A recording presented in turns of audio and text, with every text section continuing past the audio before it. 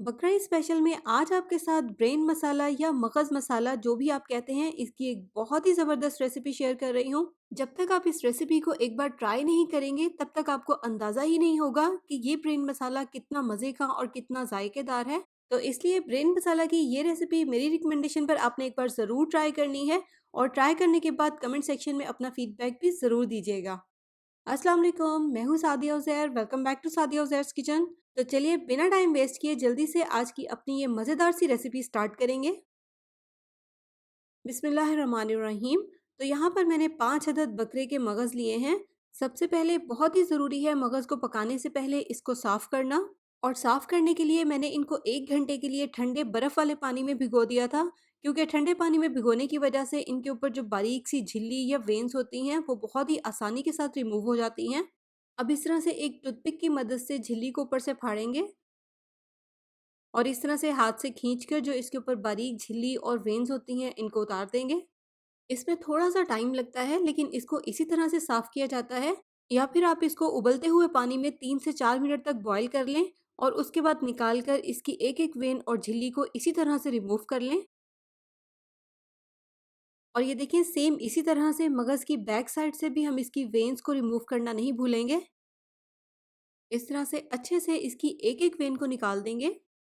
सारी वेन्स को निकाल कर मगज़ को अच्छे से साफ़ करना बहुत ही ज़रूरी है। तो यहाँ पर मैंने सारे मगज़ अच्छी तरह से साफ़ कर लिए हैं। अब इसके हम कुकिंग प्रोसेस की तरफ चलेंगे। एक कढ़ाई को यहाँ पर मैंने चूल्हे पर रख दिया है। इसमें मैंने शामिल कर दिए हैं 4 से 5 खाने के चम्मच देसी घी। देसी घी की जगह पर आप चाहें तो ऑयल का इस्तेमाल भी कर सकते हैं। तो घी में अब हम कुछ साबित मसाले शामिल करेंगे।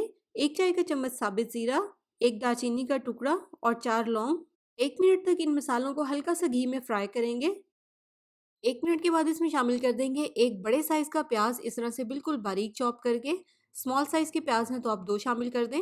इस तरह से अगर हम प्याज़ और टमाटर वगैरह को बिल्कुल बारीक चॉप करके शामिल करते हैं, तो जो मसाला या ग्रेवी बनती है उसका टेक्सचर बहुत ही स्मूथ बनता है।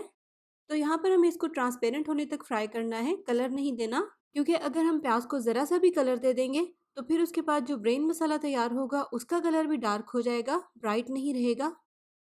तो ये देखें, जब प्याज इस तरह से ट्रांसपेरेंट से हो जाएंगे तो फिर इसमें शामिल कर देंगे 1.5 खाने का चम्मच अदरक लहसुन का पेस्ट, और 2-3 मिनट तक इसको हल्की आंच पर मज़ीद फ्राई कर लेंगे, ताकि जो हमने इसमें अदरक लहसुन का पेस्ट शामिल किया है वो भी अच्छे से पक जाए और इसका कच्चापन ख़त्म हो जाए। बस फ्राई करते हुए ये ध्यान रखें कि इस पर कलर ना आए। अदरक लहसुन का पेस्ट जब अच्छे से फ्राई हो जाएगा तो फिर इसमें 2 मीडियम साइज़ के टमाटर इस तरह से बिल्कुल बारीक चॉप करके शामिल करेंगे, ताकि मसाले में अच्छे से मिक्स हो जाएं। टमाटर का साइज़ अगर बड़ा है तो आप 1 ऐड कर दें। इसी के साथ इसमें शामिल करेंगे 2 खाने के चम्मच गाढ़ा दही। दही अगर पतला हो तो आप 3 से 4 खाने के चम्मच शामिल कर दें। बस इसको एक बार अच्छे से मिक्स करेंगे और साथ ही इसमें स्पाइसेस ऐड कर देंगे। 1.5 चाय का चम्मच धनिया पाउडर, 1 चाय का चम्मच हल्दी पाउडर, 1 चाय का चम्मच या हस्बे ज़ायक़ा लाल मिर्च का पाउडर, 1 चाय का चम्मच कुटी हुई लाल मिर्च, आधा चाय का चम्मच भुना और पिसा हुआ ज़ीरा, 1 चाय का चम्मच या हस्बे ज़ायक़ा नमक, और तमाम चीज़ों को अच्छे से मिक्स करेंगे। तो मिक्स करने के बाद अब इसके नीचे फ्लेम को बिल्कुल हल्का कर देंगे और इसे कवर कर देंगे। कवर करके हल्की आंच पर 5 मिनट के लिए इसको पकने देंगे, ताकि जो भी इसमें सब्जियां हैं, टमाटर या प्याज वगैरह, वो अच्छे से सॉफ्ट हो जाएं। तो 5 मिनट के बाद मसाला यहाँ पर बहुत ही सॉफ्ट हो गया है। अब इस तरह से चम्मच की मदद से मसाले को मैश कर लेंगे, ताकि टमाटर और प्याज वगैरह अच्छे से मिक्स हो जाए और मसाला स्मूथ हो जाए। इसके बाद इसमें शामिल कर देंगे ब्रेन्स, जो हमने स्टार्ट में साफ़ कर लिए थे, और 3-4 मिनट तक इनकी मीडियम फ्लेम पर भुनाई करेंगे। ब्रेन्स क्योंकि बहुत ज़्यादा सॉफ्ट होते हैं, बस यहाँ पर हिलाते हुए बहुत हल्के हाथों से हिलाना है, ताकि मसाले के साथ बिल्कुल मिक्स ना हो जाएँ। बल्कि ब्रेन मसाले में इसके थोड़े-थोड़े से चंक्स रहें तो ज़्यादा अच्छे लगते हैं। लेकिन अगर आप इसको बिल्कुल मिक्स करना चाहते हैं तो आपकी चॉइस है। तो बस अब इसको कवर कर देंगे और कवर करके 5 से 7 मिनट के लिए हल्की आँच पर इसको पकने देंगे, ताकि ब्रेन्स अच्छी तरह से पक जाएँ। तो 5 से 7 मिनट हो गए हैं यहाँ पर इसको पकते हुए। अब आप अपनी मर्ज़ी के मुताबिक इसको ड्राई रखना चाहते हैं तो ड्राई रख लें, अगर आप इसमें थोड़ी-सी ग्रेवी रखना चाहते हैं तो वो भी रख सकते हैं, आपकी चॉइस है। यहाँ पर मैंने इसको थोड़ा-सा ड्राई कर लिया है। और बिल्कुल लास्ट में इसमें शामिल करेंगे 1 चाय का चम्मच कसूरी मेथी, आधा चाय का चम्मच गरम मसाला पाउडर, थोड़ी-सी बारीक कटी हुई हरी मिर्च और थोड़ा-सा हरा धनिया। तो बस इसको हल्के हाथों से मिक्स करेंगे, ताकि ब्रेन मुकम्मल तौर पर मिक्स ना हो, थोड़े से चंक्स रहें।